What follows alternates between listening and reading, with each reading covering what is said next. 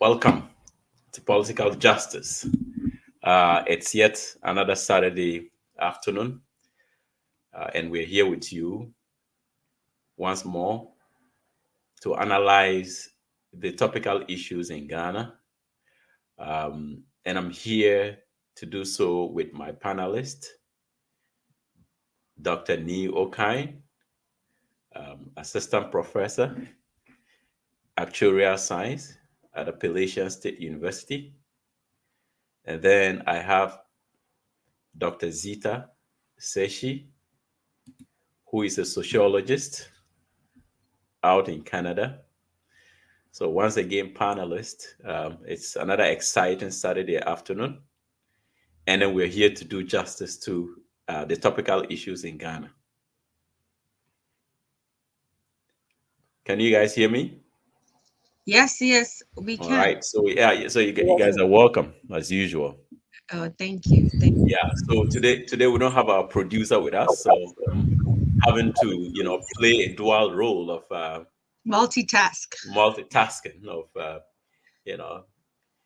putting videos up and controlling the various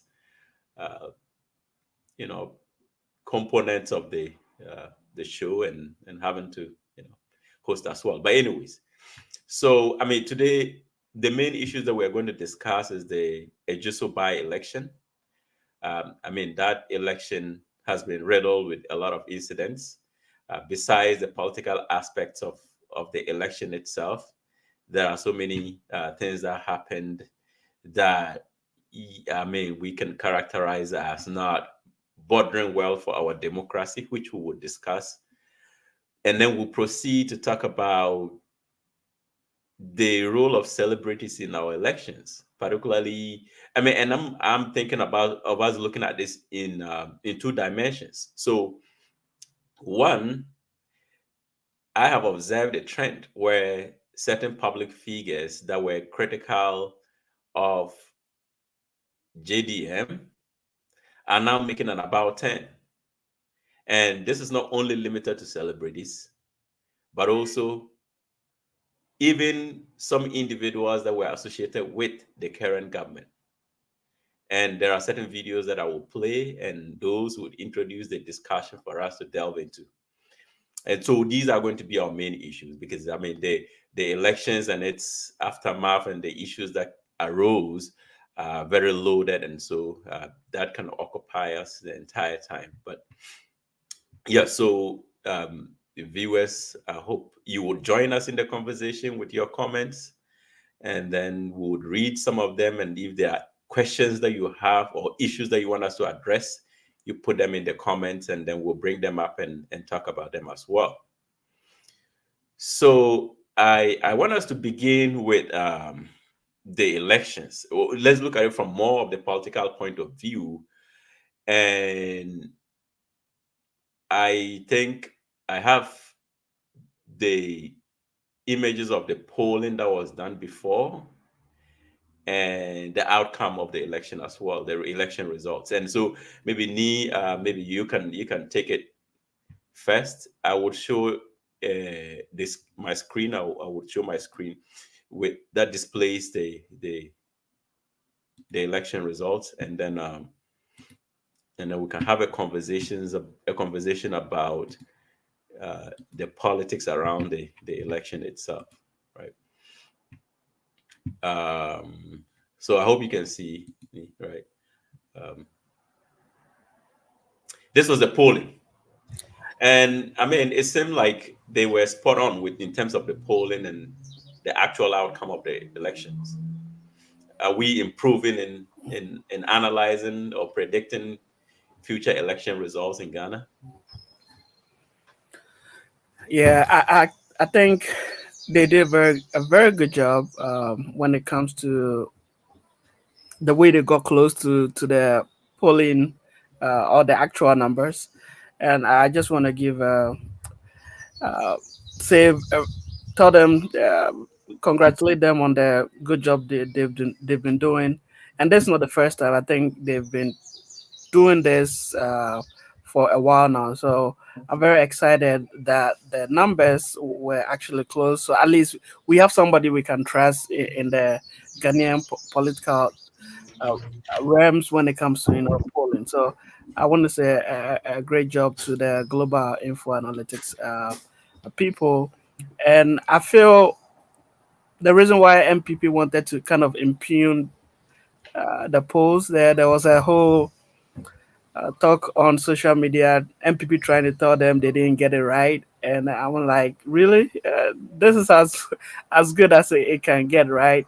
I feel what they wanted to do there was to impugn their credibility, so that I kind of people wouldn't pay too much attention to them. But we know all the polls coming out, and all the polls they've been bringing out is trying to tell us that MPP is going to lose, and I think what they want to do is say, okay, you got it wrong here, so it means that you may get it wrong in the future. So I believe that's what they were trying to do. But the poll numbers were good. The statistics, whatever they did was right. So I want to say a big congratulations to them, and it looks like they got it right this time. Yeah.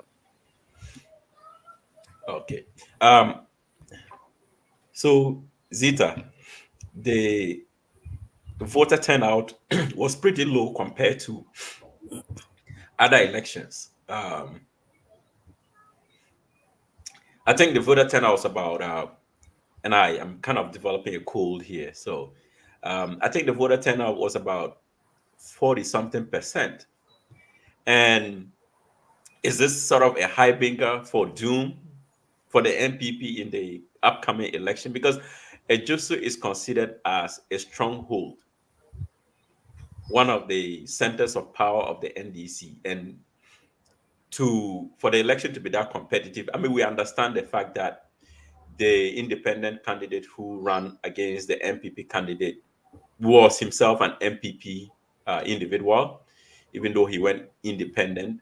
So we may not want to read too much meaning into the outcome of the election, because at the end of the day, he would have, I don't know who he would have caucused with if he ended up in parliament. But my concern here is the voter turnout. It was pretty low. Um, what are the political implications of such a low voter turnout in a stronghold? I mean, yeah, you're getting a cold. Same here. I don't know. My energy has just been down. I don't know if the weather changed for those of us in North America. It's just a bit. So take it easy on yourself if you don't feel too well and you make a few technical hitches here and there. But this it just so poll is like forecasting what will happen in the December elections. I'm sorry to be the prophetess of doom, but it's a forecast of what is likely to happen in the December elections. The MPP have lost favor in the sight of their own, stronghold and their own people, and the turnout in itself is an indication. Somebody who came out of the MPP being an independent candidate, if that person could pull over 40%, I mean, that to me is problematic. If I was MPP, I would be extremely worried, I would be extremely worried. So, to me, this is just a forecast of what will happen, and in terms of the political implications, it's an indication that the MPP have not done well to please its own people and their stronghold. They've not done well in their tenure in government, and these are the implications. And if you watch the news reportage on this whole, just so you see the sentiment, you see the anger in the people, and they even typically they're even opposing vote buying, which I know we are going to get into by members of the MPP. So in terms of the political implications, they've lost favor, they've not done well, and this is just a microcosm of what will happen in the broader elections. I believe, I'm not a pollster, but I believe that the MPP should be extremely worried, because in the first time in Ghana's history, they are not just going to lose, they will lose by a landslide. Okay. and, and Yeah, I mean, if you wanted to touch on that as well, I mean, yeah, and if you compare this results, the gap here is around just 12%, close to 10%, right? If you compare this result to what happened in 2020, the difference between the MPP and the next person was around 65%, but now it's close to 10%. So that should get them worried, and I'm excited that this is the case, but it should get MPP worried. This yeah, is your stronghold, and you're performing this poorly. Yeah. yeah, yeah. I But mean, yes, but you need to realize that it's the gap is 10% because it was MPP running against the former MPP.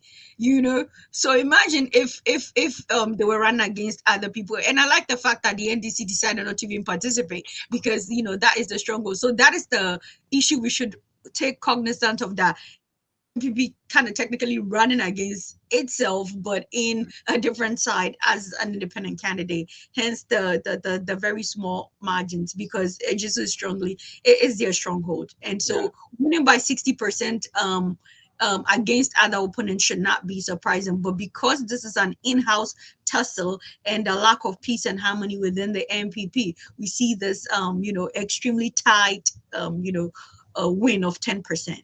yeah, yeah. I mean, my interpretation of it is from the voter turnout.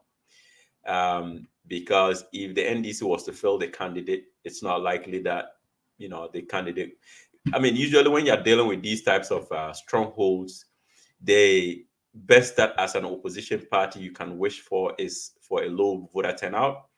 And we have seen so many videos of people expressing dissatisfaction for the MPP, and it became evident in the number of people who turn out to vote. Now, there's this idea that historically, by-elections have always had low voter turnouts, but compared to other by-elections, even this one has a lower voter turnout compared to previous by-elections. So I don't know how, for instance, the opposition NDC can exploit this situation, but I would say it foreshadows what is going to probably come in the main election for the NPP. I Yeah. think that in terms of how the NDC can exploit that, I like, and my colleague Dr. Nee always used the side chick and the wife analogy all the time. Like akuko sacha kromakra enyenefe. I do not think that the NDC needs to exploit this further. the track record of the MPP has spoken for itself. In your stronghold, if people are not coming out to vote, it's an indication that you've lost favor. It's an indication that you failed. It's an indication that you have not done the best that you could based on the promises that you gave. So I do not think that the NTC needs to focus on trying to entice their side chick to, lay in bed with them at this point. The track record of the MPP is clear. This is an indication they've lost favors. The NDC needs to just focus on building the momentum at the grassroots, and more importantly, swinging those who are often in between, the floating voters who are in between. They need to focus on that base, because if they are losing at their stronghold, you don't need to do anything. The side chicks are already, they don't need to do anything. It's clear. It's clear that they are not happy with the MPP. The MPP have failed massively in their own stronghold. And so the NDC should focus on canvassing in other groups and not necessarily do much. Energy should be spread. Don't get me wrong. Their energy should be spread. But if they want to concentrate their efforts, it should be with the regions that are more of the swing, the floating votes, those who swing either way, depending on how things are in the country. That is where they need to intensify their efforts. But with the Ejiso outcome, it will go. I mean, the MPP has failed, so we shouldn't be too worried about that, from my perspective. Okay. And I have a theory when it comes to fielding candidates in your opponent's stronghold. I believe that if you field a strong candidate in your opponent's stronghold, even though it's rest assured that that candidate is not going to win the seat, but they can increase the voter margin for your presidential candidate. And I sometimes find people interpreting election results in Ghana by regions and all that, which I feel, well, maybe you just want to have a look at it, but how much you won in a region doesn't really, whether you won a region or not, right? It's about how much you won the region by. So if you can increase the number of votes, even in losing that region, you are very likely to close the gap or even potentially win the election. And we don't usually, and particularly the NDC, I keep saying this, the NDC doesn't win elections in Ghana by a lot of votes. I mean, and I think the most competitive election was the 2008 election. 2012 was a whole different dynamic. So if you want to analyze history and going into this election, if the NDC wants to analyze the election, they have to use the 2008 election as a benchmark. And the NDC won that election by about 40,000 votes. So if you don't galvanize every little vote possible, it can easily slip away from you by the fact that you win election by such a small margin. So there shouldn't be any space for complacency, and in local parlance, we always say NDC shouldn't play loose in any circumstance, right? And that begins from registering to vote all the way to the day of the elections. But let's then move into the issue of allegations of vote buying, and we'll start with the candidate. This is prior or during the election.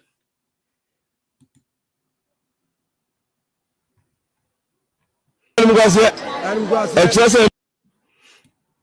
the mantam chichaba chichiska. I am was a whole sitting government MPP. Now me who's do me 1 man. We know more challenge. Now just some person when you about just some chichiska. And we got some abano. And we got sir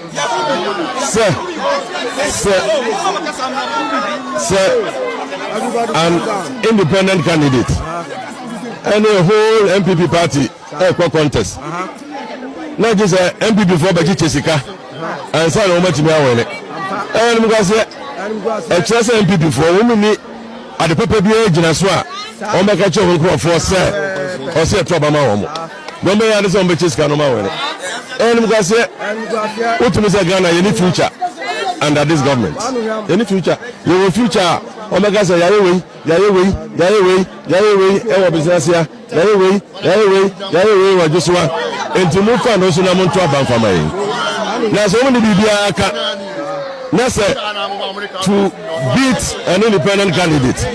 Omu chesi card ya. And we say abana no me say. All right.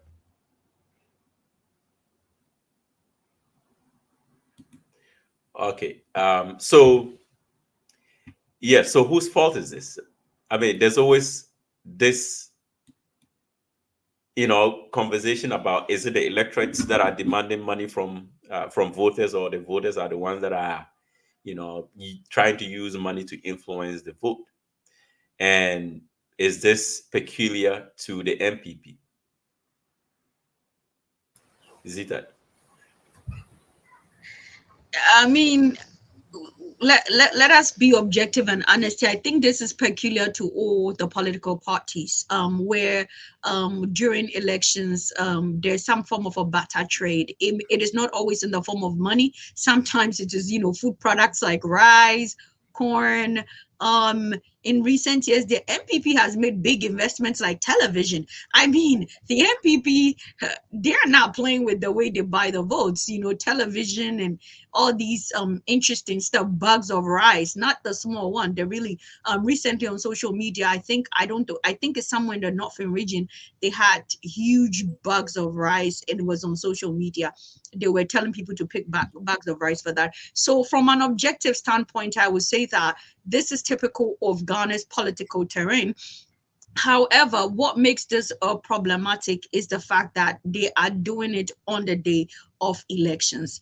Whilst the election is going on, you are canvassing the constituencies, and you are allegedly given money to buy the vote. But what to me was interesting is the fact that I feel even though some of the Ghanaian electorate might not be highly educated, I think they are discerning. People were calling it out. The reason why we got to know of this is because the electorates, the people in the constituency, were coming out to call it out and say, this is what they're doing. We would take the money, but we know where our vote is going. Of course, some people said, you give us the money, we'll vote for you. But I think that this ties into the broader issue of failed systems in Ghana and poverty in Ghana, where sometimes most of us are seeking to fulfill our immediate hunger and not focus on the long-term goals and the long-term development plan that a particular candidate or a particular government will have for the nation. So to be fair in our analysis,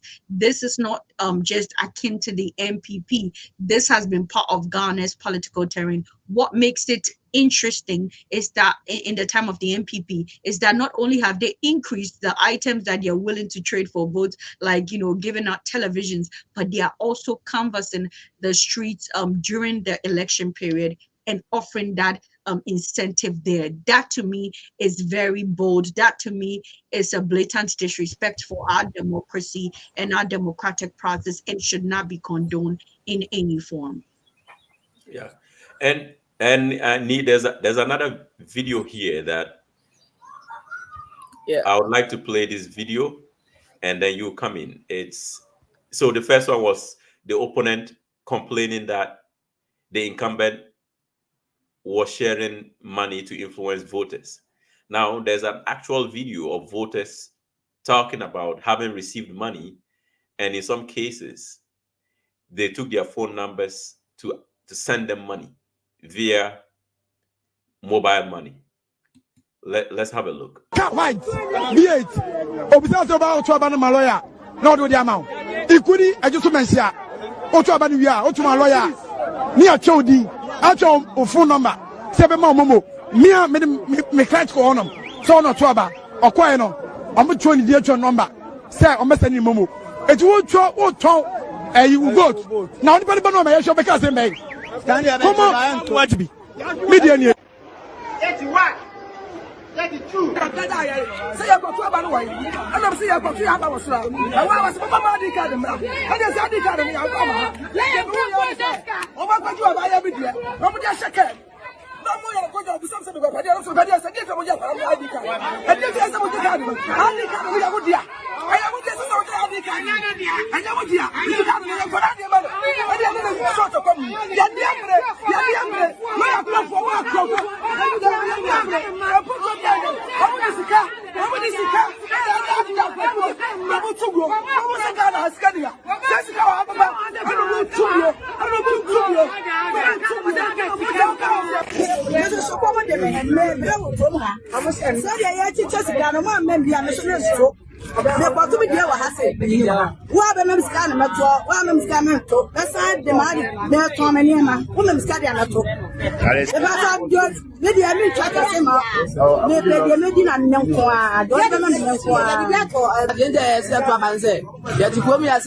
Obi ade 150 million, Obi ade 250 million. Akoto abana do. So that's a senior. It means to me put I say me my sika san na me tuma de mato abana. Se me nya sika ni bia me nto. E za abana ko tuma ni wo konya oba onye ade papa bia ma me nya fa so bia fi so. Na fa so me nya fi so ase me di sika ni bia di. Baka. Mpani for the charge. Yeah, what you have be Azani ato. So what we are pani na wo ko to delegate abana. Wo ko ko discuss dia na me papa bana me. Most meje 5 million. Yes, I'm both me koko with as a bottom. About saying yes. So come de me wo to ha. Amo say so dia ya chiche sika no ma me bia me so me so. Me ko to be dia wa ha say. Wo be me sika na me to, wo me sika me to. Besa de ma me to me ni ma. Wo me sika dia na to. E ba sa dio me dia me twa ka say ma. Me be dia me di na nko a. Do be me nko a. Dia to de de se to abanze. Ya ti ko mi ya say. Obi ade 150 million, Obi ade 250 million. Akoto abana do. So that's a senior. It means to me put I say me my sika san na me tuma de mato abana. Se me nya sika ni bia me nto. E za abana ko tuma ni wo konya oba onye ade papa bia ma me nya fa so bia fi so. Na fa so me nya fi so ase me sika ni bia di. Baka. Mpani for the charge. Yeah, what you have be Azani ato. So what we are pani na wo ko to delegate abana. Wo ko discuss dia na me papa bana.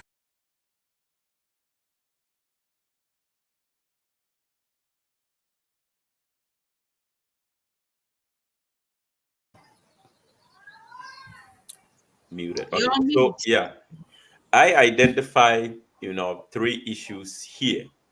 One is the fact that it seems like politicians are willing to pay in exchange for votes. And I don't even know which one came first, whether it is their willingness to pay that came first, or voters haven't realized that these politicians, when voted into office, do not necessarily serve their interest. And so they would rather take money right away, something that can benefit them immediately, than vote for somebody who, in the long run, would not necessarily serve their interest. Now, there's a third issue where some of these electorates are making allegations that some senior persons, perhaps delegates or elders in the communities, have taken money. And so it's also within their right to take money to vote. So maybe all these issues are interconnected in a very complex way, but how do you see it? Yeah, for me, I'm really concerned about the monetization of our elections. And we've seen this over and over again during the primaries, MPP primaries, and even the NDC primaries. We saw a lot of vote buying. Witnessed a lot. The delegates getting money, sometimes from 5,000 to 15,000 cities to just to vote. And if the regular citizens are seeing this on TV, they are seeing these videos that people are actually paying this much, what do you expect them to do? And it's like none of our systems, none of the police is not really doing anything about it. The courts not doing anything about it. And this is happening under a president who is supposed to be a lawyer, and there's nothing coming from that side. Um, we really need our systems to step up. If we don't, it means that if the trend continues, I don't know what will happen to our democracy we are trying to practice, right? Because at the end of the day, we need our citizens to vote on policies, to vote on personalities, to vote on issues. But here's a situation where it's just about who can steal enough money, stack it somewhere, hold it somewhere, then during elections go out and hand out some little money here and there and get people to vote for you. So for me, it's really concerning. Um, and I feel there has to be serious discussions around this. We need to do better as a people. Well, I mean, Zita, do you have anything more to add on this particular issue? You know, I mean, I do understand Nee's sentiment that it is concerning, but again, I always tie this issue to our culture. We have a gift giving culture.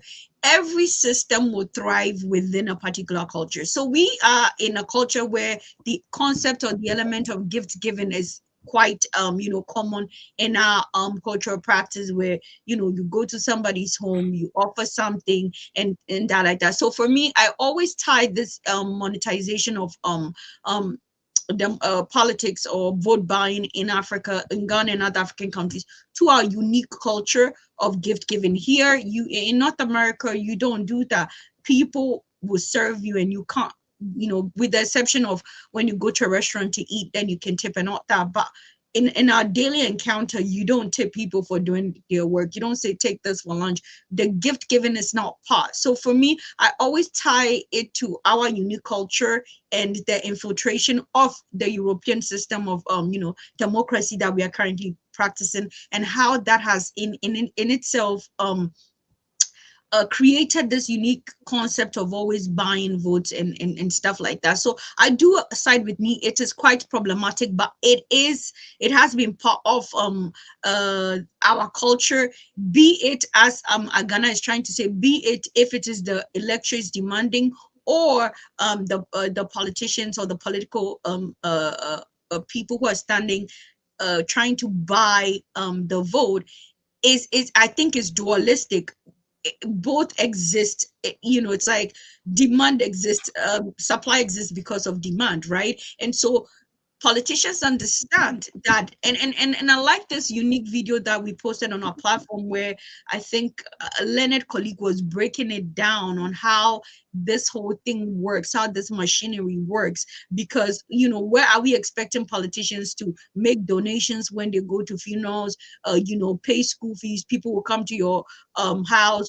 You are the member of parliament, you are the assemblyman, pay the tuition. Oh, my child cannot go to school, I need some money. Where we are we expecting for them to get this money from? So electorates make these demands on the politicians, and the politicians to a large extent capitalize on us on that, because they understand that when they get into power, it's winner grabs all. It's winner grabs all, and they're going to get whatever money they give back. So it does not exist in a vacuum. It is complex, and both work together. But I think it ultimately ties back into the Ghanaian culture, African culture of gift giving, where gift giving is part of our culture. And so in a country that has been colonized, and a foreign political system like democracy has been introduced to us, our aspect of our culture will find a way to thrive in that. Again, it's a threat to our democracy. Again, it shouldn't be happening.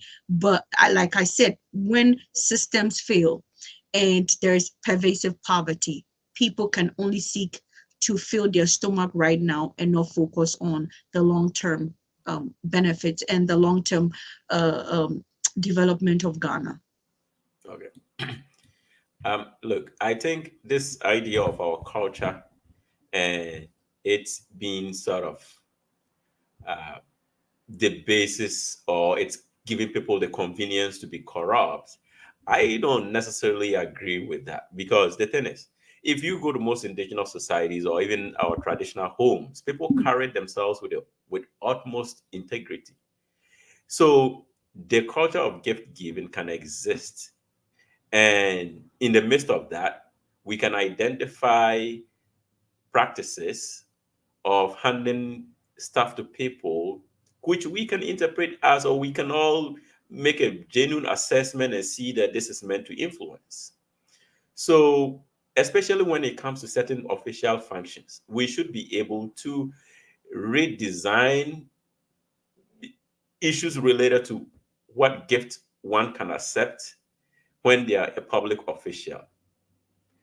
Um, and then we'll go to that video where somebody was captured giving electoral officers something that they later on interpreted as a gift.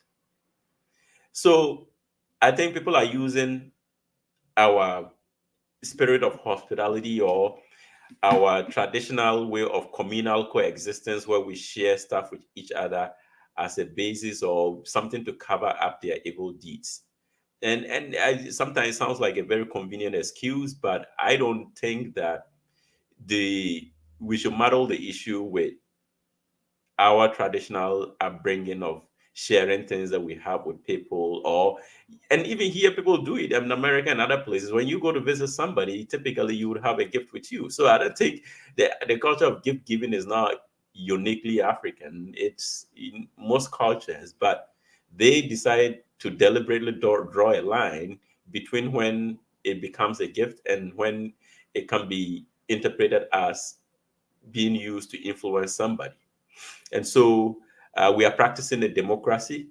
And I think the benefit of a democracy is that it is an ongoing process. We refine it as we go. We should be willing to change certain things the moment we begin, we feel that it's not really serving the interest or it's not making the system that we say we are practicing robust. And it's that resistance to change that is now become a problem. That we have identified the faults with the manner in which we practice democracy, but somehow we are unwilling to change it. We've adopted this idea of see no evil, speak no evil, and just let things slide and sweep them under the carpet as though they do not exist. And in my opinion, we all complain about these things. If you speak to politicians themselves, they complain about this as well. But the buck stops with them. They are the ones that make policy, and they have to make the policy change. Um, and that's my opinion about this. Yeah. And I do agree with you. I was providing a historical trajectory as to why we are here. But again, you mentioned about the Western world. Yes, they do it, but again, it's about independent systems. It's about independent systems. So if you have a sort of relationship with somebody and they invite you somewhere and you offer something, they make it known that this might influence their decisions, so they might not take it. So it's all about the independent system. The Western world will have been able to establish the independent systems that work to make sure to hold people accountable, but as Africans, we have not been able to. And even with the chieftaincy system, in the past, when you had an issue and you had to go see a king for him to mediate, even though he's mediating, you go with a goat, you go with a cow. So I'm trying to, or you go with a chicken. I'm trying to provide a historical trajectory and how this imposition of a Western ideology has now metamorphosed into something else that is hurting our, practice of democracy, because the West was able to design independent systems to be able to allow people function and regulate behaviors within that system. We have not been able to. So it's just to provide a broader understanding. We can talk about vote buying, but I believe that our viewers should understand the historical context and how this is playing out. And to, like, I agree with you, Agana. I mean, to a large extent, this is hurting our democracy, and we should be willing to change things. Sorry for jumping in. no, I was gonna say actually this is also a corruption issue, right? Because these folks will get the money by some not right means, right? They'll hoard this money, the money meant to build our hospital, the roads. They will not use that for that. And then when it comes to election, go out there and give to people. What will happen is at the end of the day, even if is their money, they'll go in and recoup the money, and that will be from corruption. So what I'm trying to say is we need our systems to at least get some scapegoats. Otherwise, it will be like nobody is doing anything. Okay, let's all get involved in it. The impunity uh, will be too much, and that's not what we want if we want to go through go with this democracy thing. So I understand the culture aspect, but if we really want to do this democracy thing, we need our systems to be a little bit stronger than they are right now. Yeah. Yeah, but you know, I mean, so sometimes when we engage in these generalities and do not point out specific culprits, we can lose the argument. And for me, we have two political parties before us, the NDC and the NPP. And this incident happened in an election that the NDC didn't take part in. And so I think we have to bring the blame back and lay it where it belongs, particularly on the laps of the NPP. And even in the history of Ghana's elections, the introduction of money into politics, where did it all start from? Because I don't want to believe that. I mean, I was a kid then, 1992, 96, even 2000. I don't think there was much. There probably was some element of vote buying, maybe. Maybe we weren't grown enough to really understand them as we do now. But I think this became endemic, or it took epidemic proportions leading up to the 2008 election, beginning with the way MPP folks carried themselves in government, as well as their primaries, both presidential and parliamentary. Now, I was doing my national service in Legon at the time when they had the primaries in 2007. And if you were on that campus, the open display of money, I mean, it was ridiculous. Now, even during the primaries, right, when the primaries was going on, this was a delegates conference. It was delegates that were assembled to elect the flag bearer.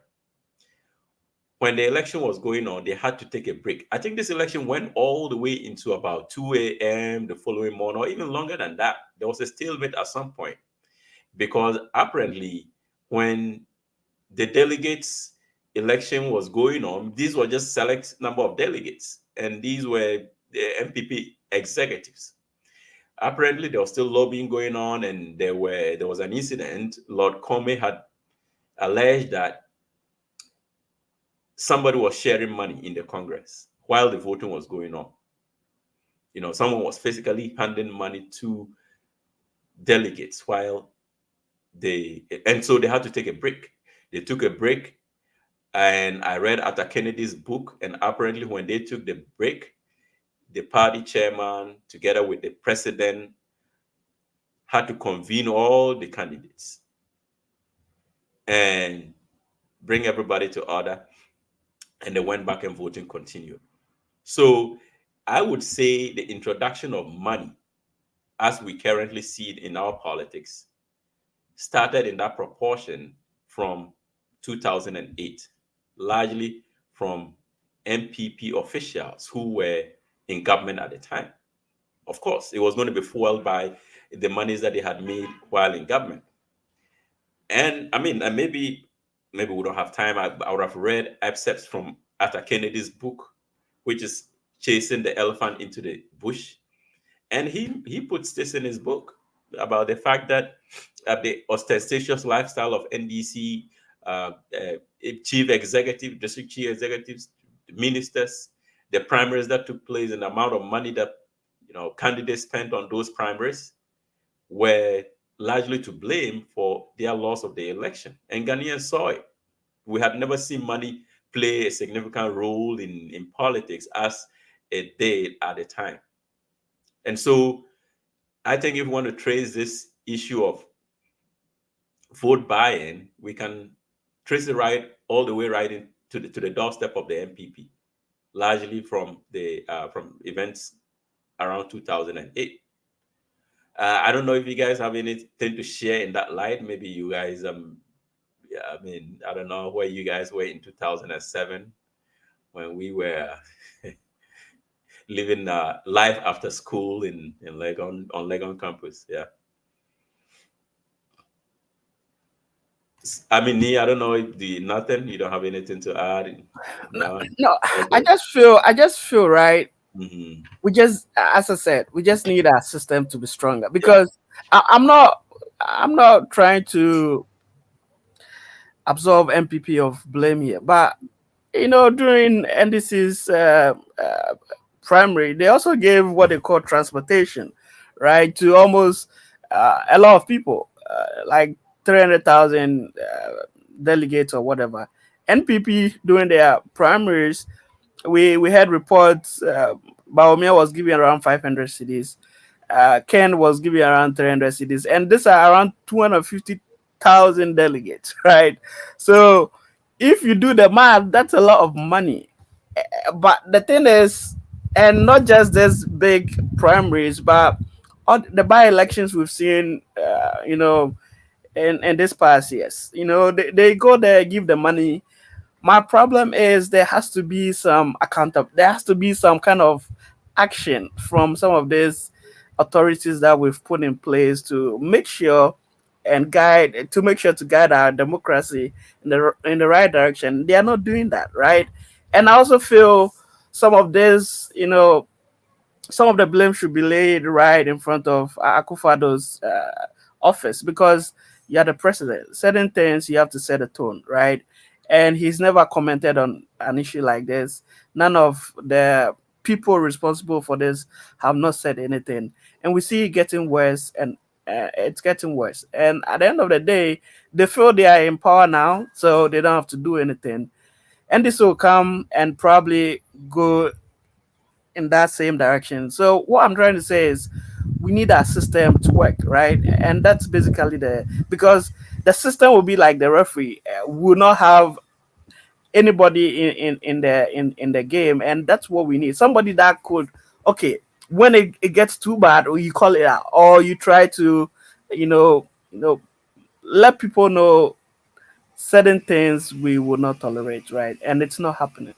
And I feel that's where you know we should try and improve on. Okay. Well, I think politicians in Ghana, especially the MPP, have defied the saying that what is many is incorruptible. Sharing money. The assumption would be that how could you possibly influence thousands of electorates with money? But somehow in Ghana, we are defying that logic. We are still able to influence thousands of electorates with Because they are stealing a decisions. lot of money. They are stealing a lot of money. Like Yeah. you hear some of the corruption going on in this government, you're like, wow. Like they don't steal in millions, they steal in billions. And it's like it's crazy. So they have all the money. They have all the money to do what they are doing now. And that's why we should all be angry, because it leads to corruption. And that's the baseline. Yeah. I mean, there's a video. I don't know if the guy is Nigerian, and I think Metro TV usually like to play it leading up to their programs. And he says I think he says there are three types of politicians: the ones that spend current money, and the ones that spend future money. The third characterization I don't remember, but it just kind of reminds me that again we can generalize and say, oh, all politicians steal money when they come to power, but what is the degree? And I think with respect to the NPP government, we can all agree that in fact they have spent posterity money. Oh, Like I don't know how far into the future that has gone, right? they've really messed the country up. You see, we are not paying our external debts. Yeah, We've had haircuts. We Doomsor now is because of funding. That they are free SHS. They are not feeding the students because of funding. So the country needs the money, but it looks like the money will appear when there is election. We don't have money for all the important electricity and everything. But when it gets to election, we'll bring out the money we've hoarded and give to people, right? Yeah. Yeah. I because mean, yeah. it's a system. When you create a system that people are impoverished, that people are struggling, when you're hungry, your immediate goal is to fill your hunger. You can't think about posterity, you can't think about even tomorrow. So we need to understand it within the kind of system that is being run in Ghana and so No, many no. other I mean, but Zita, when you say prosperity, I mean, and people are hungry, who are you referring to? Because we are talking about the politicians who are stealing into the future, right? They are not spending the existing money, but they are spending money that probably should have been made by the country, let's say even 50 years to come. So I don't know if you are speaking about it in the context of the people who want immediate benefits in order to vote, or you're talking about it in the context of I'm speaking of it in terms of the electorate, not the okay, politicians. yeah. We, the citizens, can't think about future because we are very hungry. So I was Mhm. tying it to what Nee is saying, that, and you were saying that they're stealing all these monies because they understand that if they are able to have that money, they will entice the person to give them opportunity to steal more. And so it's like a complex system that is working because people are frustrated. You heard from the some of the constituents in Eji. So you heard from them. They said, oh, our leaders have taken 2,000, So if I don't get my share, I'm not voting because at the end of the day, I get nothing out of it. I get nothing. They don't bring no development. This is my time to cash in. So when I talk about people being hungry, I'm not referring to the politicians. I'm referring to the electorate because it's a dual system. It's an interconnected system that works together. And so, yes, the politicians are stealing and looting from our future, but even us, the citizens, we're so hungry we can't think about the future. Most Ghanaians, I mean, I'm not in Ghana now, but if we should have somebody go around Ghana to test the pulse of Ghana and ask people, how do you see Ghana in the next 10 years? People don't have the idea. We just want doomsday to stop. We are hungry. We want the economy to do that. And these things manifest based on what? Long term. It's not now. And so these people know the system they are in, and so they will loot to buy. They will loot to quench our hunger for the short period to get our vote, and that is the problem. Yeah. Well, I mean, a good example is the Cecilia Dapa case. They, I think there's a letter out to the effect that the case is been discontinued. And the argument of the AG is that they are unable to establish any evidence that there was indeed money laundering. And the initial investigation was as to whether money was laundered, but there's no evidence. I mean, I'm not a lawyer, but I don't think the idea of money laundering is that the crime is money laundering, right? You are trying to trace the source of the money, and that would lead you into money laundering. But to suggest that you can establish money laundering, have you investigated to find the source of the money?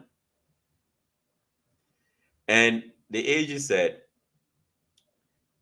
when the lady made the original complaint, she had indicated the source of the money and that it was money given to her by her mom belonging to her late brother.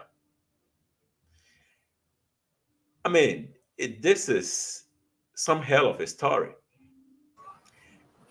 I The got, lady I got, thousands or millions of dollars in cash, right?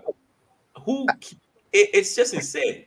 I'm not cutting you here. See, the Bank of Ghana printed how much 60 billion Ghana cedis. 60 this 60 billion Ghana cedis. Like, you think all that money went to doing Bank of Ghana stuff? These people are the most corrupt. Like, I'm so surprised of like this MPP government. Their corruption is not the lower level corruption. It's like here, you know, you go to we had cases of that Ejapa deal. If you listen to News File, Bryce Simon explaining it, our gold royalties we earn $150 million a year.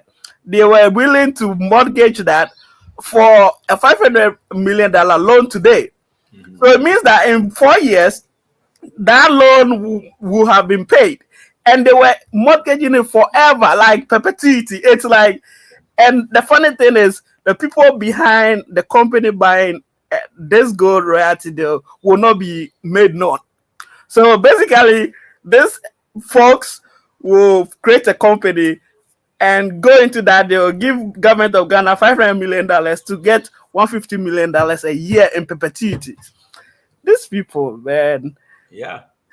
And dollars, you can trace the money. I mean, a politician here in the US, I think about 100,000 or a little in excess of $100,000 was found.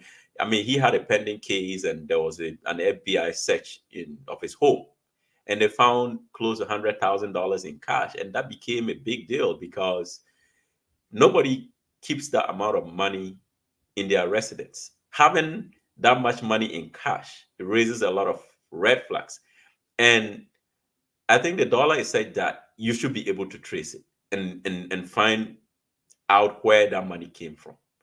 But if you, as an agent, say, well, I mean, you cannot follow the money, the trail of the money, and find its source and complete the case, then there's really nobody is used as an example. The next politician is going to do the same, and then we keep this vicious cycle going with no end in sight. And for me, that's why that promise that John Mama is making, and I think Prof. Jane mentioned in her speech that they are going to prosecute. I feel that is a very important promise, because for somebody like me, I'm looking at this, I'm like, this cannot continue. Like, we have to stop somewhere. There has to be something done.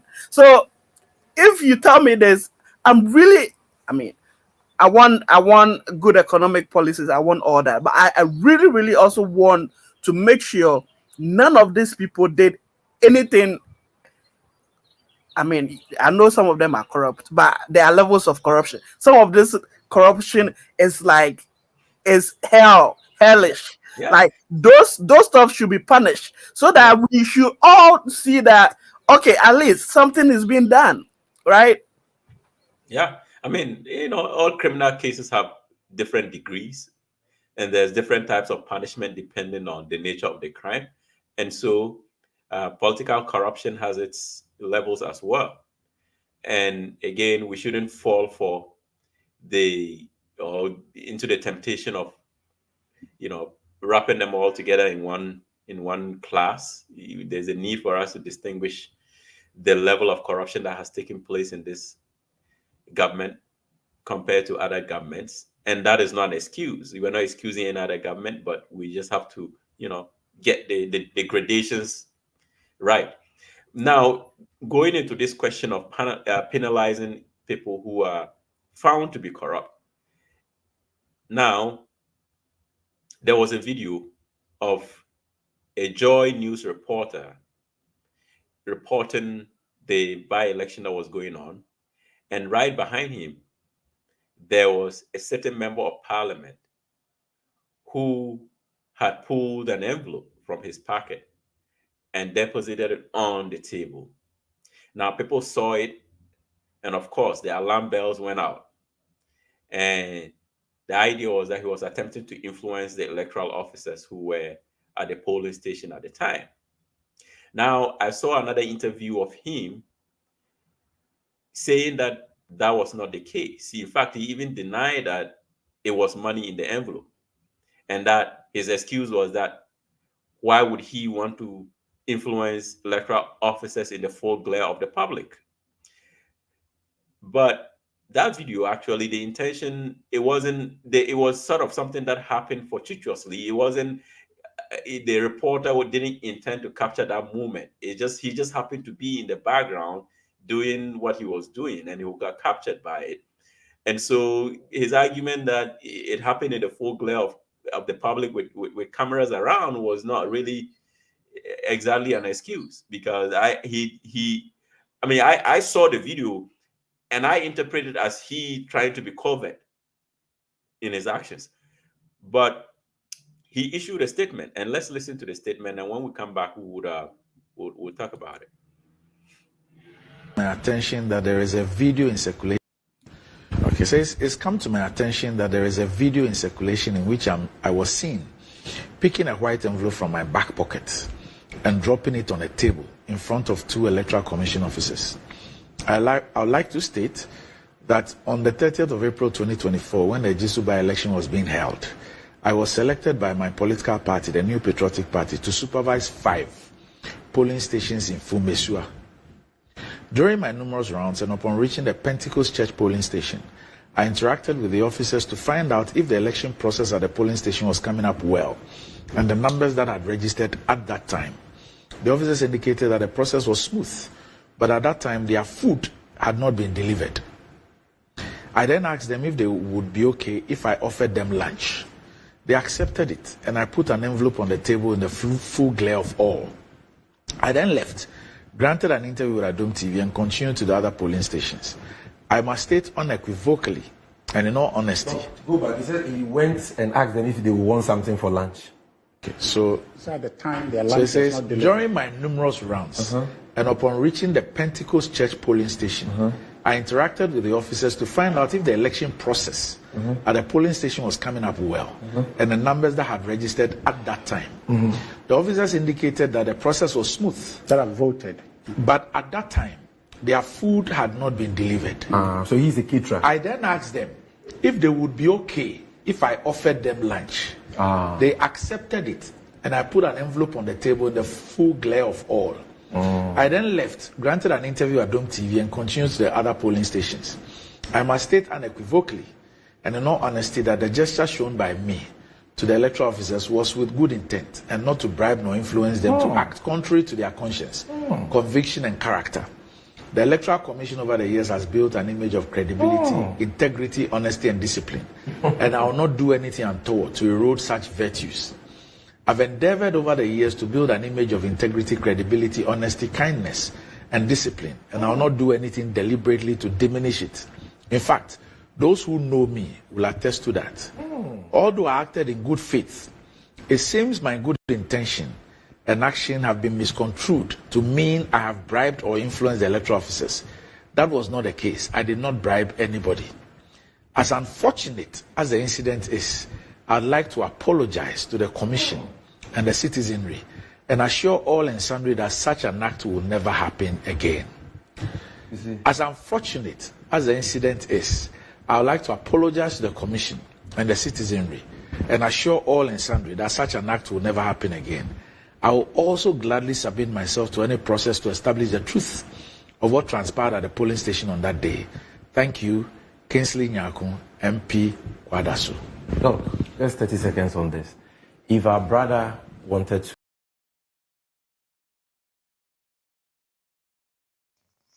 You're muted. Okay. Yeah, I hope you guys were attentive to the message here, the statement that was read by Randy Abbey. What do you make of that story?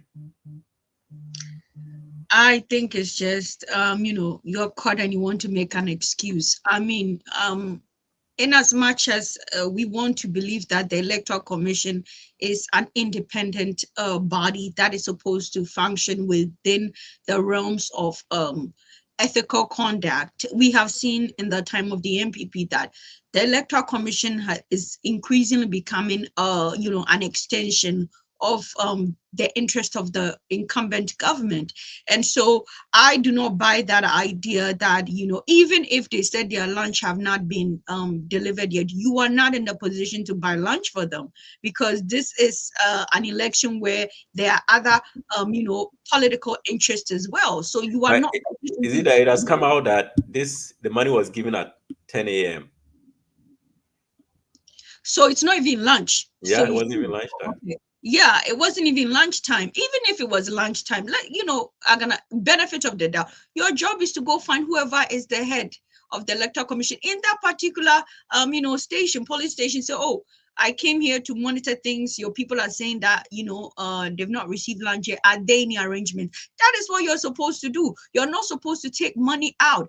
That is outright corruption. And like I said in the beginning, these things exist, but they exist in, of course, like we're saying, in degrees and in proportions. But the MPP's grandiose and bold disposition and disregard for anybody in the country. It's baffling that how bold they are, to go around sharing 100 Ghana cedi for a member of parliament who is a colleague, who is a former lecturer of the University of Ghana, who should understand the law and how to conduct himself, go about publicly captured, removing a white envelope from his pocket and putting it on the table.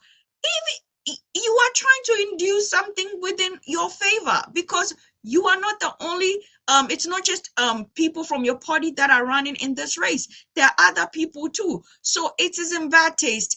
It is unacceptable, and I don't buy that apology. I do not buy the apology, because he's making up stories. You can't go around doing that. You are a lawmaker. You understand the law.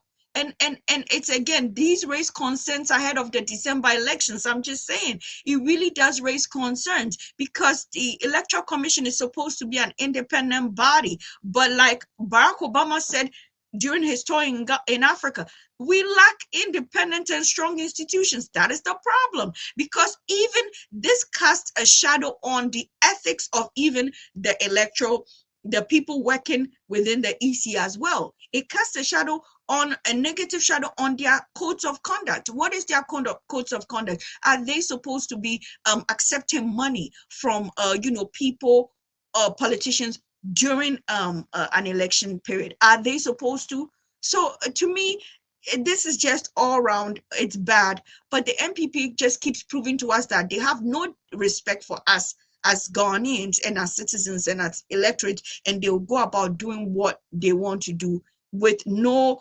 apologies. And for me, I do not accept that particular apology. It doesn't make sense. You are not in the position to buy lunch or breakfast.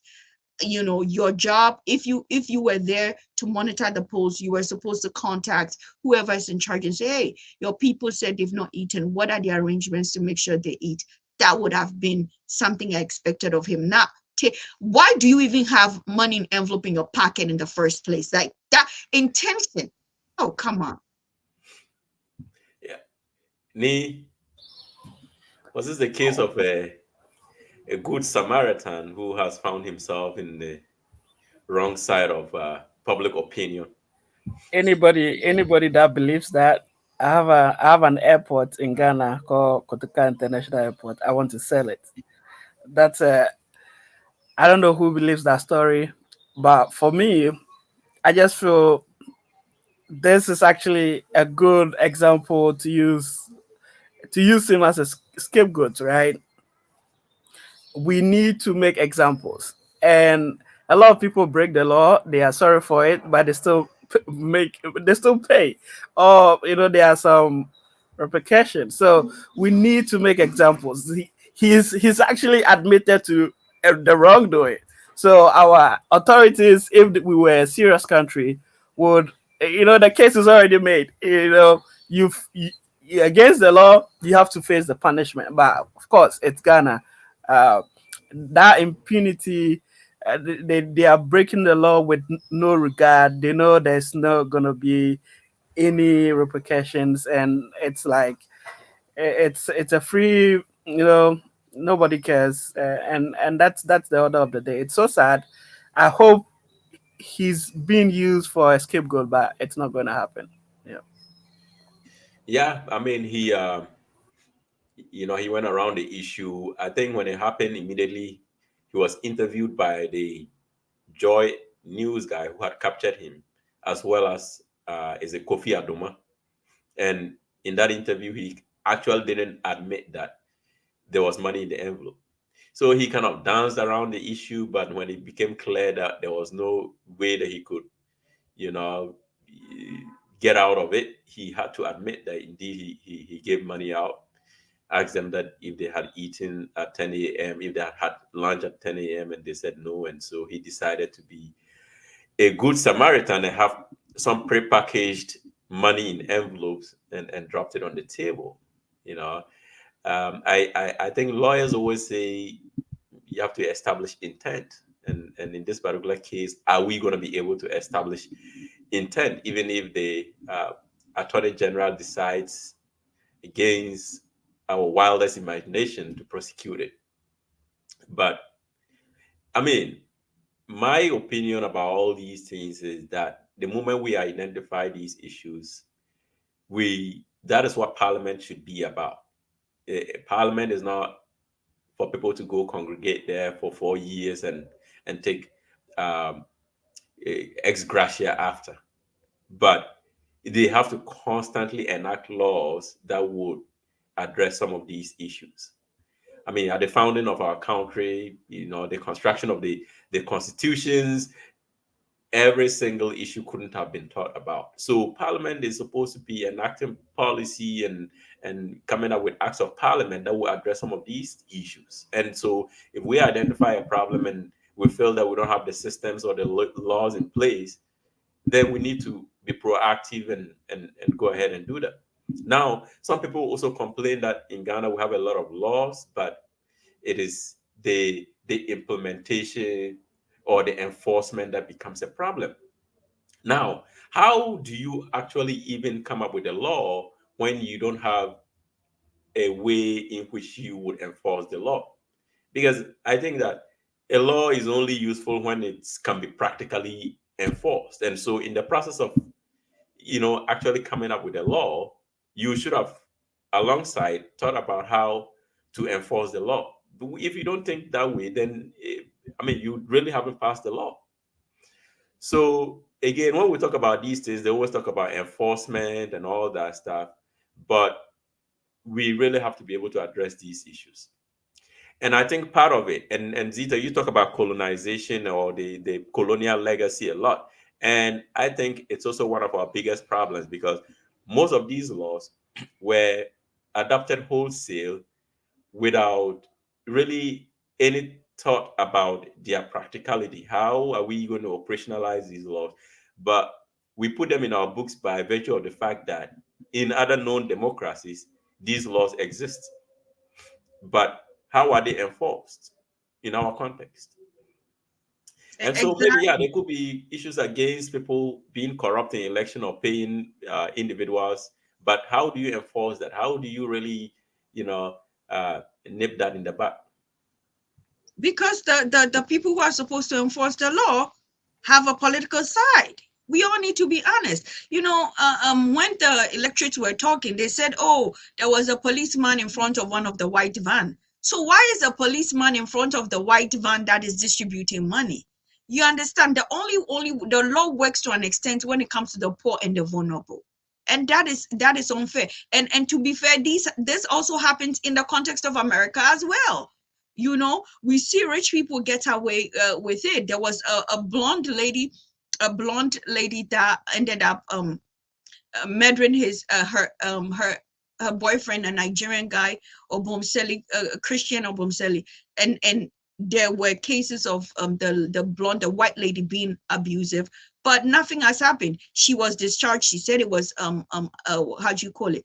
It was self-defense or whatever. And a few days later, she was captured in the public at a restaurant. It was a black lady who saw her, videoed it, and put it on social media.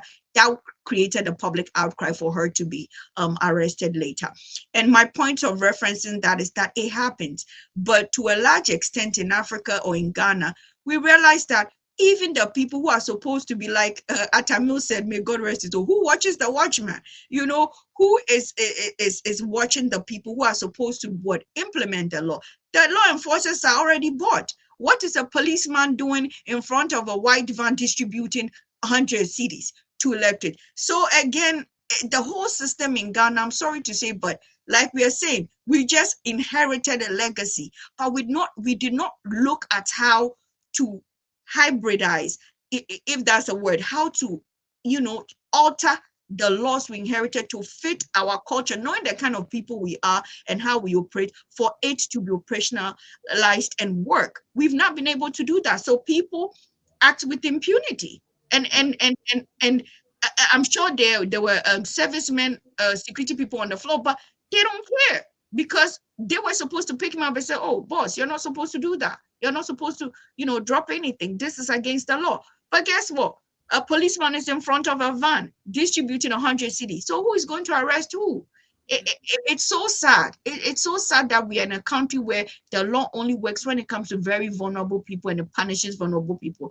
And our political leaders walk around breaking the law and have no fear because there's no repercussions. And there's been, like me has been saying, nobody has been made a scapegoat for it to send a strong message that this will not be acceptable in Ghana.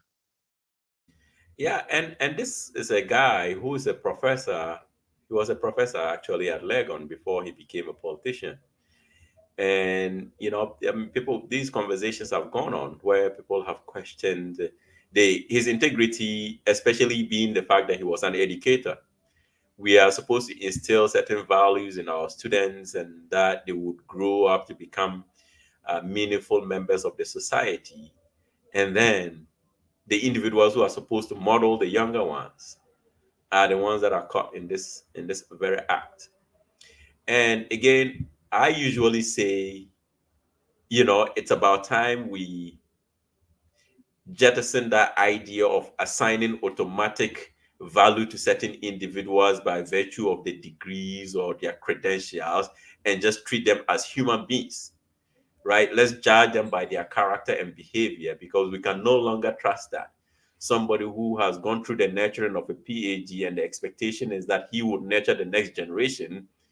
I mean, it would have been a foregone conclusion that the person is supposed to come prepackaged with certain values. But no, they have demonstrated time again that that can no longer be the case. And so let's judge them by their character. And sometimes the unfortunate thing is that it might be too late. By the time they show their true colors, then it would have been far gone. But yes, but this individual has to be treated with the contempt that he deserves as an individual, and his academic credentials. And I mean, he's only doing damage to the academy, but I think maybe that's the way we should begin to think about these things. As Yeah. as Baumia has also done been damage to the. I'm not lying. Those on social media know that I have been the topic of Ghana for the past 2 weeks. I have been a topic of discussion in Ghana. Apparently, I've even been discussed on national television in Ghana, and a lot of people are only upset not because I'm a woman, but because I have a PhD. And people in academia have consistently proven to be unreliable, to lack ethical conduct, such that even a woman like me who have done nothing wrong, I only said something that, oh, I have a PhD, and by default, I'm predisposed to a certain caliber of men. I have gotten so much hate in the past 2 weeks. If not for God, I need to be in a psych ward. People have sent me so much hate messages simply because, and people have tied my credentials to the current vice president of Ghana. That, oh yeah, you people with PhD, you say all this and that, and you are not credible. And I don't know how come an innocent person like me who made an innocent submission on social media can become a national issue. Of course, they've been positive out of the movement where more young women are seeking to go back to school, currently called the Zitarian movement in Ghana, named after me, where young women want to go back to school. But I've gotten so much hate because of, to a large extent, my colleagues Baumia's conduct. That PhD is just useless. We offer nothing. All we do is to throw our credentials around and expect people to bow at our feet. Yet when it comes to solving Ghana's problem, we have nothing to offer. So I do agree with you. Yeah, That some of the outrage is justified because yes, oh yeah.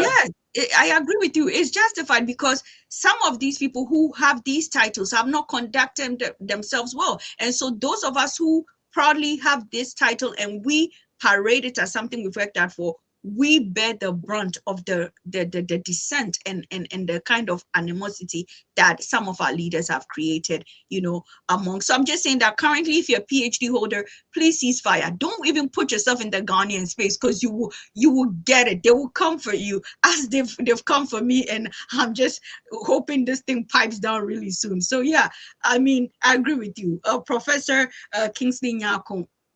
Out of line, unethical conduct, Bawumia, just a colossal failure. And they've made the credibility of PhD so cheap and no longer respected. Yeah.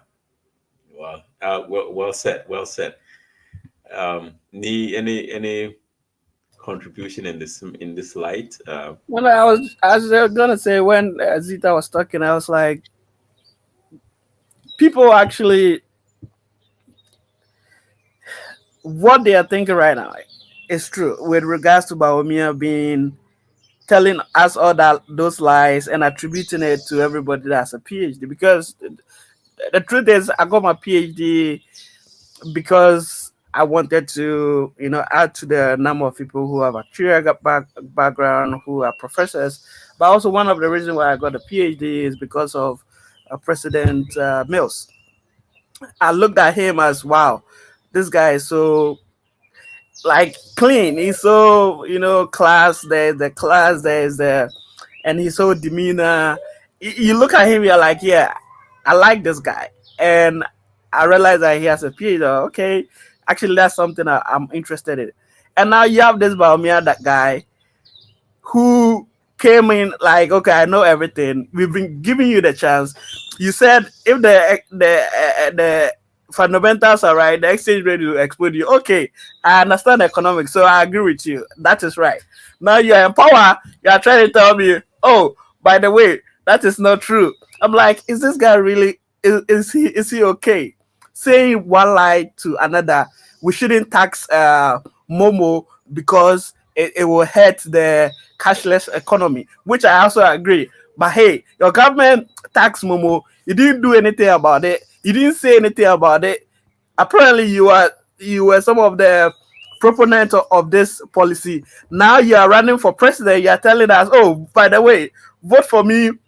I'm gonna take Momo out. So yeah, I agree.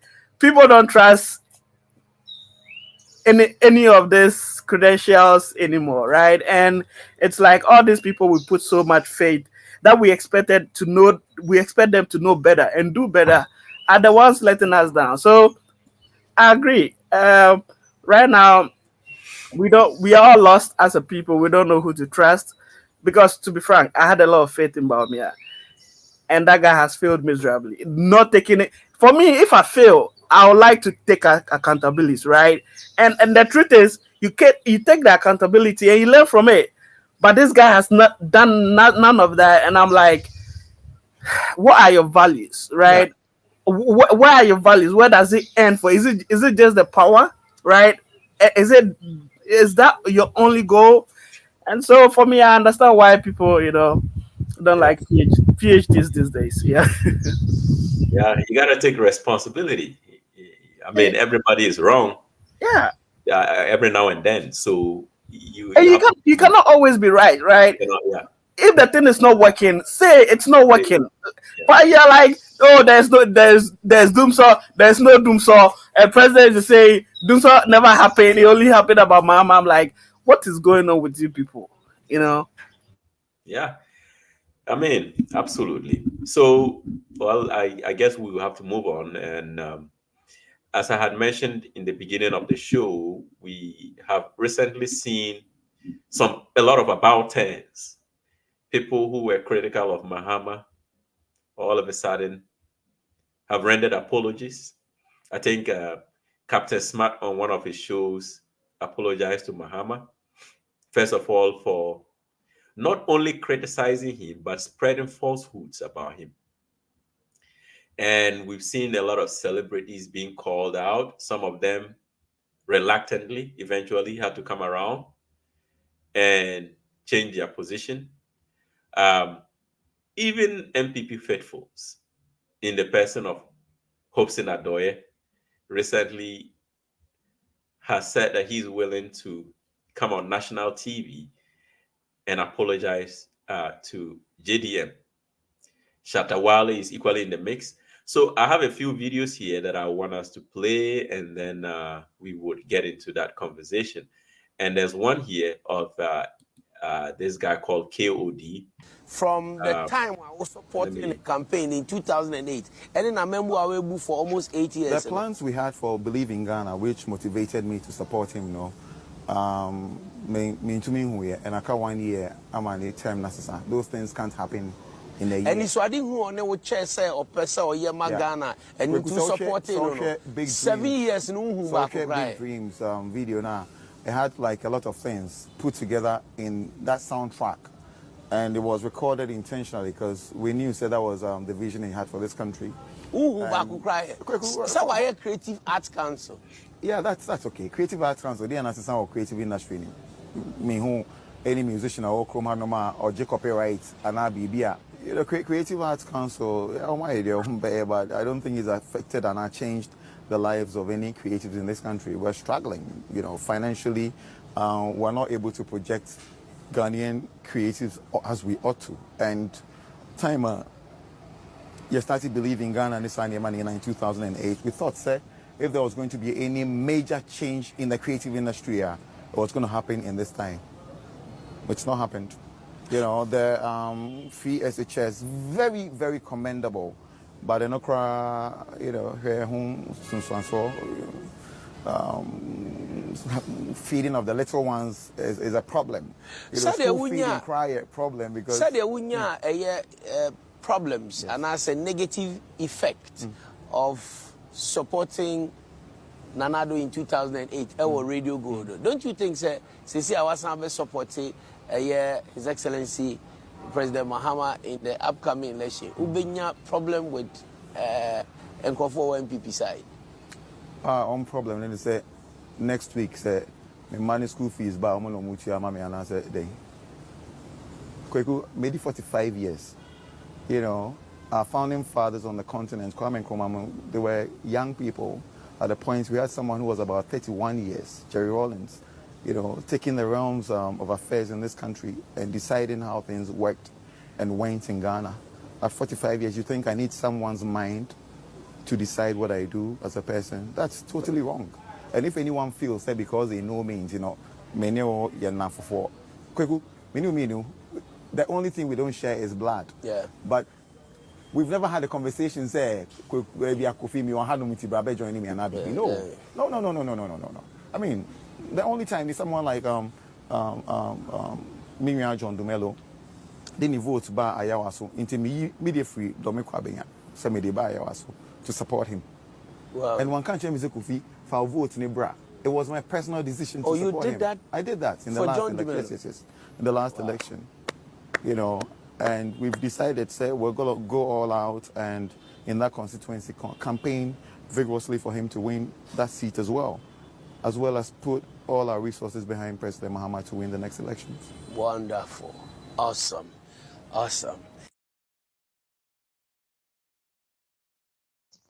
You're muted. Chairman, you're muted. Okay, yes. Anyway, so first of all, I think this issue can be looked at in two prongs. The first is, what is it that has happened that people have to really eat back or eat humble pie, piles of humble pie in this current administration, based on how vocal they were when NDC was in power? And beyond that, what's the role of celebrities, you know, public figures in Ghana, and the way they meddle in politics? Is it something that they should be doing? You know, you can tackle this issue from whichever direction you wish, and I will start with you, Zita. Yeah, succinctly, I mean, track record. That is the reason why they're eating their humbly eating their pie right now, or however you term it. That they're swallowing back. Yeah, swallowing back their words. It's the track record. It's the massive level of corruption. It's millions of dollars sitting in somebody's room when their children across Ghana studying under trees, when teachers do not have enough resources to teach, when children are dying in the Tema General Hospital because of what? Lack of generators to keep incubators functioning. It is the track record of the massive corruption and the gross disregard for us as citizens of Ghana, and the disrespect by the incumbent government, where a president will go to the Volta region when there is a crisis and he will say that, oh, you don't vote for me, I'm not supposed to be here. It is the gross disrespect. It is the consistent failure of the MPP that has made their own supporters swallow back their words. Now, in terms of your other question of celebrities being involved, I think that people look up to certain people. Yesterday, I was invited to a TikTok live, and the creator has almost 200,000 followers. I am close to 100,000 followers. And he said something that was so profound. He said, the Zetarians are here. I want you to tell them who to vote for. I might not think that my words carry a lot of weight, but in recent developments on social media, I have realized some people say that the only person who can advise me is Dr. Zita. Some people are apparently saying they are divorcing their husbands because of the content that I produce, and that is not even my intention. I am not, well, currently people are saying I'm a celebrity in Ghana. I don't know about that because I'm not in Ghana, but I'm just saying that celebrities carry a lot of weight. If you're quite popular, you might not know it, but your words carry a lot of weight. And so I think celebrities should really think on that and know how they talk and know how they move. But I respect KOD, and I respect all others who can have an objective perspective and say that, you know what, based on the campaign promises this person sold to me, I believed, like me have always said, who me have never had hit his support for Baumia. It's like I was like so optimistic. This guy is an economist. I'm like, yeah, he can do something. But he's also openly talked about how disappointed he is. So I believe that celebrities do have a role to play in politics and political activism, but we need celebrities that can reflect, be objective, and be But ideally, should they, do they have the full complement of information to be so opinionated the way they are, and given their level of influence, be able to determine the direction of the election somehow? I mean, we can't completely assign it to them that, but given the level of influence that you are claiming that they have, do they really have the knowledge to sway people in one way or the other? It's not about knowledge. Agana, if you've read anything, it's not about knowledge. You saw it in America. Cardi B. Have you listened to Cardi B's music? And it's the same concern that I have, that Exactly. celebrities here as well Mhm. is expressing opinions about politics and potentially influencing voters, but most of the time they do not even have the full complement of information to be having the opinions that, I mean, of course we can go on this general tangent that everyone has an opinion, but some opinions are more informed than others, and I'm not putting myself in a position of an informed position, but it's a conversation that has come up, especially in the context of the US, and we need to have that conversation as well in Ghana, right? Because I mean, people like Yvonne Nelson and co went on demonstrations and influenced voters with their opinions, and the question is, should they really be meddling in politics? Well, but that's the thing. It's just like everybody meddles in politics. The only thing is that they are celebrities, they are known, and so their words carry weight. And so it's just not in America and in Ghana, even in how do you call it, in Nigeria. When they recently voted, we saw certain actresses who took the side of Tinubu, and people were like, there was bad blood between certain celebrities. And so it's just part of the political process globally that politicians will lean on celebrities to, because of what the kind of influence they have, and be it that their perspective is informed or not. Unfortunately, it's not the premise of the discussion, because you and I could be informed, but if we are not known, and we will appeal to a different audience. That's one thing I have realized. We will appeal to a different audience. You can be informed, you can share what you know based on information, and it will not get to a certain group of people. Certain group of people would be more drawn by celebrities compared to others. You and I might not, And so in America, they raised issue of Joe Biden sitting down with Cardi B, but Joe Biden understand the kind of social currency that Cardi B had a time, and a kind of influence that she had. Be it, is she informed? She might not be totally informed, but I think she, even in that interview, she did raise some valid points. And so we can't take it away from the celebrities that they are not speaking from a place of holistic information. my thing with the celebrity involvement is know your power, do not underestimate your power, and know how to use it well and hold yourself accountable. So I credit KOD for knowing his power and how to also change directions when he realizes that things are not going in the collective good of Ghana. And we also credit Shatawale for apologizing, and even Captain Smart for apologizing. And that is what we want to see. It is not where you stand, it's the ability to reflect and say, you know what, I supported this person. This person did not deliver. For the love of Ghana, I think that I need to apologize to this other person that I demonized, and perhaps give that person a second chance. Yeah, and back to Zita's point. I recognize that everybody should have the right to participate in politics and let their opinion be heard. But we also understand that celebrities have an outsized influence compared to the rest of us. And they equally have to be careful how they use that influence.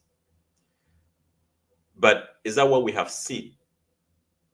Sometimes are these celebrities just acting on the whim based on how they feel in the moment without really, because again, maybe we cannot really expect that much from them, but I think that with the level of influence, it has to come with a certain measure of circumspection and responsibility. Again, I think what I do believe is that everybody should be engaged in politics, whether celebrities, common flawed people like myself, like everybody need to engage in politics. And even if these celebrities decide to endorse somebody or whatever they do, they also, they also go in there with risk, right? Because you see all these celebrities who put their names on the line for this Akufo-Addo Bawumia. What they are doing is actually the right thing, right? You I mean, we've all made wrong decisions before, right?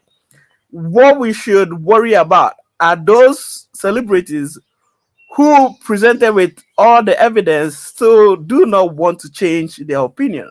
So, as Zita said, I really respect Captain Smart. I really respect what's this guy's name? The video we just played. I've forgotten his name. KOD. KOD. I really respect KOD. I really respect people when it's like I'm a statistician.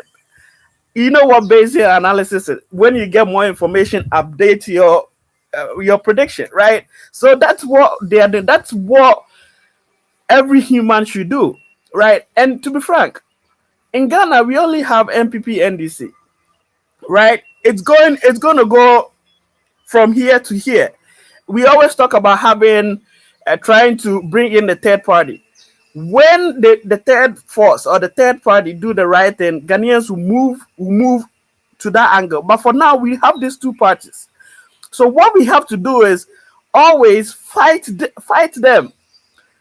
We are not going to get a party come and do the job 100%, right? But when it's bad as it is right now, we have to tell them what you are doing is bad and move to the next person and try to build our country, because trust me, that's all we have. I go to Ghana and I feel at home, right? That's all we have. So of course there are going to be corruption here and there, right? But at the end of the day, are we moving towards the right direction? If we are not, we change the government.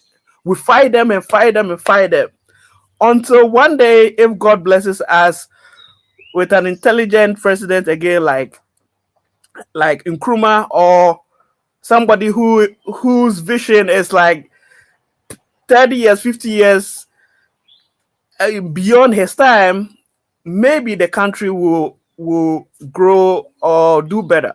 But right now, we just have to trust these guys that they are going to do what they are saying they are going to do. If they are not doing that, we have to change. And that is the human behavior, right? We should be allowed to change our opinion. Those who we should be afraid of are those who, after doing the endorsement, these celebrities, after doing the endorsement, still don't want to change their opinion because of their selfish interests. Those are the ones we have to be worried about. But I want to end on this note that whatever is going on, one thing that I have come to respect President Mahama for is the ability that he gave the press the freedom and the room to do their job. We had demonstrations that were not impeded. Now, what this government is doing is emasculating the press. They don't have the freedom to be effective. If you say what they don't like, they might shut your station down or they might come at you at different angles. You apply for demonstrations, you are not given the right to demonstrate. This were all that we took for granted under Mahama. And I believe Mahama knows that that is a very important ingredient for our democracy, right? The fact that we need people to probe, we need journalists to probe and to make sure we are all on the right path. But now you hear journalists, people talking, and they are afraid, and they don't even want to say anything because they are afraid that the people may attack them, or you know, their stations will be taken off air and stuff like that. So I respect Mama for that, and I respect him for allowing people to be free and decide whatever they wanted to decide. And I hope Akufado, in his last 8 years, last we have like six more months to go. He tries to at least give us that before he leaves. You want to add him 8 years? No. Okay. Well, yes, the tolerance of Mahama is something that has been established at this point. There's really no equivocation about that. And he demonstrated that in this next video that I'm going to play. Right. Your mama was on the flight, and Shatawale was also on the flight, and we were seated as if we planned it. Then Shatawale comes to me and said, "No more. I want you to do me a favor. I threw certain words at former President John Mahama, and I feel very guilty to go through him." I said, "No, he's a father." So I held his hands, and I went to President John Mahama with him, with Shatawale. I mean, this is no secret. Okay. It was on a plane, publicly. I've even got the video. I'll send the video then. Then he said, "Oh, I've forgiven you." Then so Shatawale went on his knees, and he started crying. I was so touched. Shatawale. Wow. Then he said, "Okay, that was the first time to have met Shatawale that he has not blown the thing on me. Normally, when I meet him, I feel the thing. But I said this time, he's not done it." And then I said, "This is the spirit that I want our people to do." We all know how wild Shatawale is supposed to be, but he humbled himself to say, "As president, I'm sorry I threw certain words at you the last time, but can you forgive me?" And President, your mama said, "I forgive you." And they said, "Shatta, you're a bad boy. Yeah. You brought a whole man of God to come and do this to me. What do you expect me to say?" This is the spirit that I expect us as a nation to go to. In fact, Shatawale won my respect. Yeah. I've got a video of my phone. I will send it. And all of a sudden you realize that people, and then when we got to London, Shatawale sent a message to me thanking me for what I've done, and that he didn't know how to go about this for 4 or 5 years now. Wow. And this is the spirit I want us as young people to coquette. Whether it's John Mama or Nanado Dankwa or Kufuor, or sorry, I've not called them my title, but all of them, respect them. His excellencies, respect them. Respect. Let's put a value on our leaders. And if you make a mistake, go back and say sorry. Because this nonsense must stop. This nonsense must stop. And you started a campaign. Yes, we started it. Okay. Yeah, there was an actual video of Shatawale. I thought it was part of this video, but there was an actual video of him, interacting with the former president and asking for forgiveness or whatever. But again, it demonstrates the tolerance of the individual that we are talking about here. And I think there has been a new release about about press freedom across the world, right? And Ghana is, I don't remember, I think it was ranked around 50th or something like that. I don't recall, but apparently the current government is celebrating because it's an improvement from the previous ranking that was done. Now, but even that improvement is still below what we were ranked in prior years. Talking about the period up till 2016. So that this government has been very tyrannical towards the press is something that it'll go down as one of the legacies of Nana Akufo-Addo. People like Manasseh and Co were run out of the country.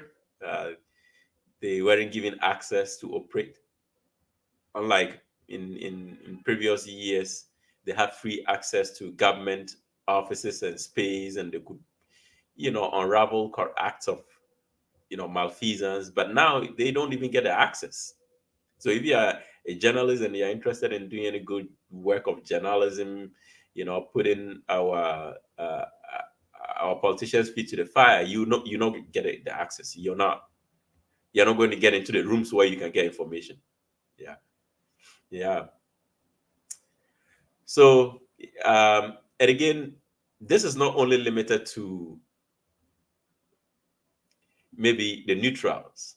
Maybe we can characterize some of these celebrities as neutrals, people like Shatawale and KOD. In fact, KOD, I've seen videos of him in NDC activities. He's been in work. So I actually didn't even know that previously he had supported the MPP. I thought he has always been an NDC guy because I've only seen him recently, in some of the numerous walks, 24-hour economy walks and stuff like that. So I actually thought he was a dyed-in-the-wool NDC guy. I didn't know that he's a recent convert. But again, it demonstrates the maturity that some of them have displayed. But again, this is not only limited to neutrals, but let's listen to a one-time MPP bulldog, so to speak. Muna muka chere say oku corruption. Muna muka chere say we incorruptible. Ana miti kono so bebo mumubi. Because muna mu painti Akufo-Addo me toye. Muna mu dress Akufo-Addo me toye. Muna muka chere say oku corruption. Muna muka chere say we incorruptible. Ana miti owura Hobson Adoye na menya gidi say Hobson bu ne ho. Ne say enti no meba koto Akufo-Addo. Ani ato Akufo-Addo ne ye wo saa ndwetwede mu. E be blame mo. Ajana meka say. Etoda nipa oya ade na ho sa ade a oya no o aim no is not a year. Esa okasa. Me mfrem MPP mu na meka say o. Yes obi a won share dan follow me. Yeah. Bibi kona se nko ya me bomb adwene straight. Dani ade. Maybe I make a job say omo na nyame ase say me niska to Canada Japan level. Ombe dwane afri krom ha sei. So all dey no. But ni nyina mu no, ne ebe ye bia na ebe timaye. So me na ka we mo sa ga o machi matum de dada. Hokra na kame ba. Omo ye omo galam say manye bi. Wada dubious operations manye bi. Nothing. Ye fomun sa se menka ho. Bibia di ho no mo abi wo mu bi. Be say East Legon kra, nkwa kra no. Wow. Nkofo be chi omo ogu mo ho no. East Legon. East Legon sa se. Omo aban mu. Wo de nya botre. But they also saying say, hey, if indeed say some year galam say, I don't know baby defend some year galam. One day on television, I will kneel down and say, Mahama, I am sorry. Are you serious? I will say it. You kneel down. Oh yeah. And tell live on President Mahama. Yes. Say you are sorry. And someone make kafa no so I angel. Are you serious? Oh, me na me gajro. Quote me in the way. Hobson Adoye na ka say na. Me say quote me in the way. Say one day Mahama was an angel. One day you sit on national television. Yeah. And kneel down. And say Mahama. And tell John Mahama say I'm sorry. I'm sorry. I didn't know what you know. And someone make kafa no hui. Mahama ye kromfo. Mahama we are winning nega. Hey. Sada Mahama angel. Hey. No I angel. I am telling you. Wow. I am telling you. Mahama. Oh, yes, Papa no kwa. As compared to today. Yes, I understand the rationale. Dabi.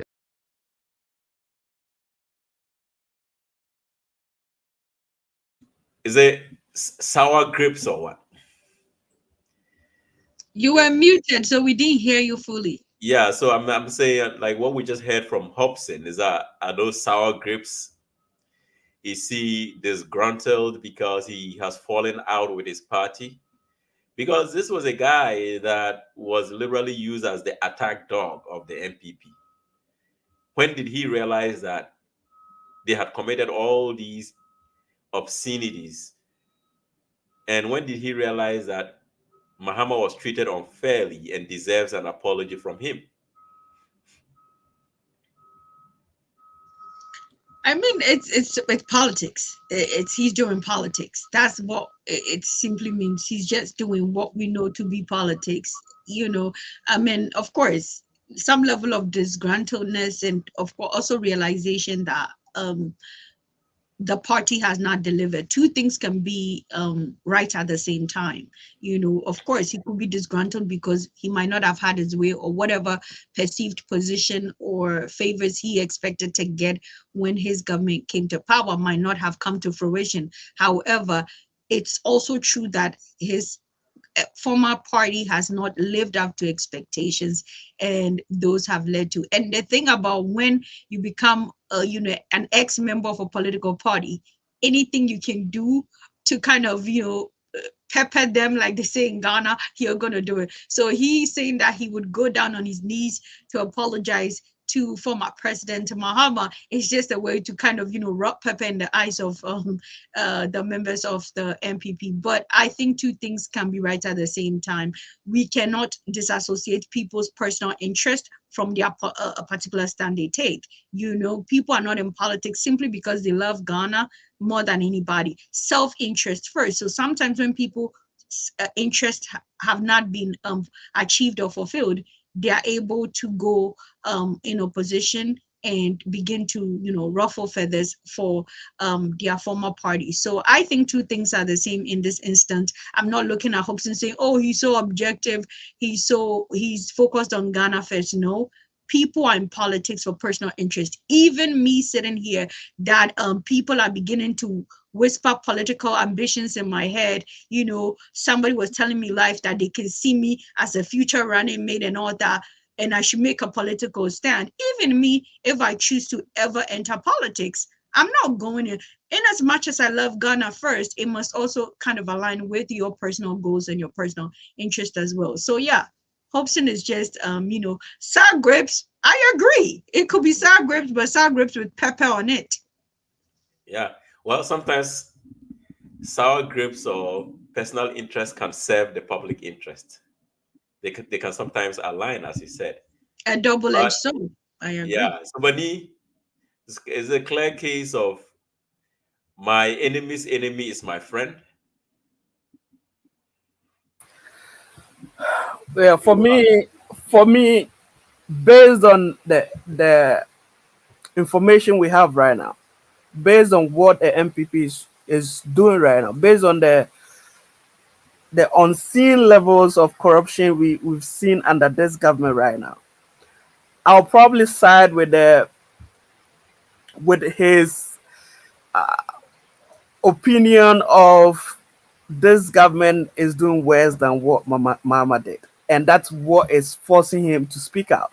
Because yes, it could be that he's playing politics, but sometimes it says that the fullness of the heart, the mouth speaks. Yeah, so I feel he thinks he owes, and again, it's the whole idea of you have more information. The right thing to do is, what do you do with that information, right? And what we've seen, what they told us that Mahama has done, and Captain Smart said they told us Mahama had buildings and stuff in Dubai. He went to Dubai, nothing like that. So they painted this guy as a bad person. And what we are seeing is like unseen levels of that. But what I want to say that Mahama has lived the life of Professor Mills. But now I want Mahama, when he wins, he should come out swinging. He shouldn't do that nice man thing. He should come out swinging because we need him to be that way. We need him to prosecute these people. He has four years left. He has nothing to lose. He should come out swinging, prosecute these guys for all the bad deals and all the corruption they've done, so that at the end of the day, at least Ghana will be in a better place. And that's all I want to see. Wow, absolutely.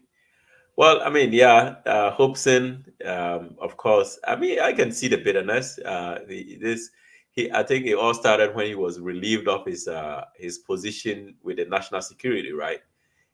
Because he supported Alan Shermanton.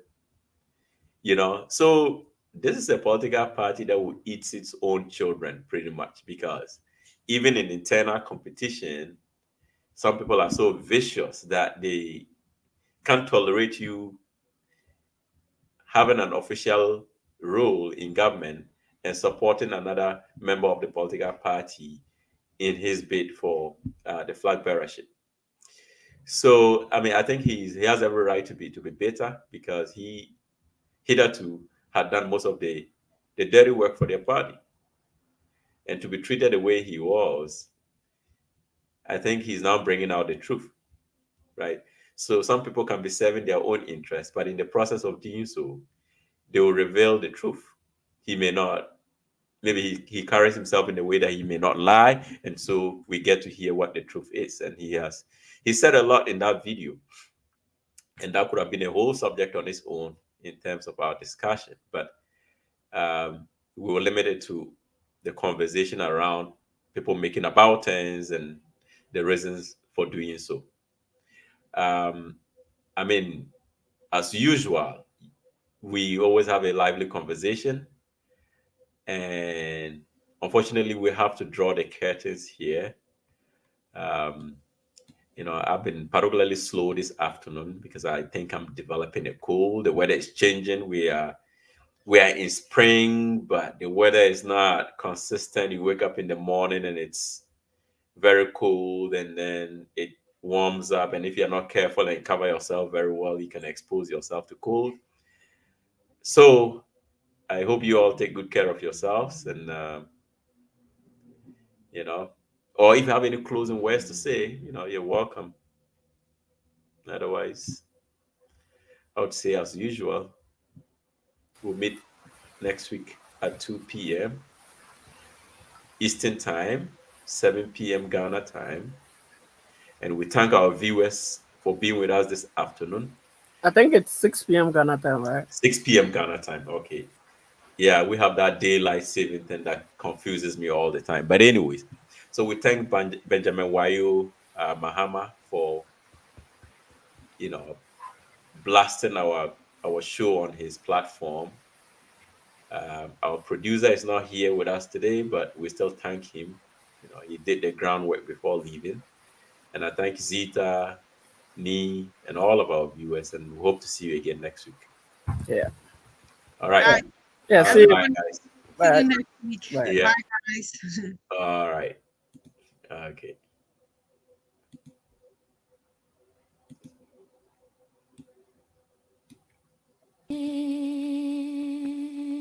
You let a yum yum yum yum yum yum yum yum yum yum. Nayela pere Matinayela pese. You let a yum yum yum yum yum yum yum yum yum yum. Nayela pere Muna kapela Chora kakisa Bayari hela pere Balungina baire Tupa ani Ainting tutma Masanta tapage Bayu tuvitele Masankele yura Babantu vijara Bayari hela pere Bongina baire Tupa ani Asikul ketuma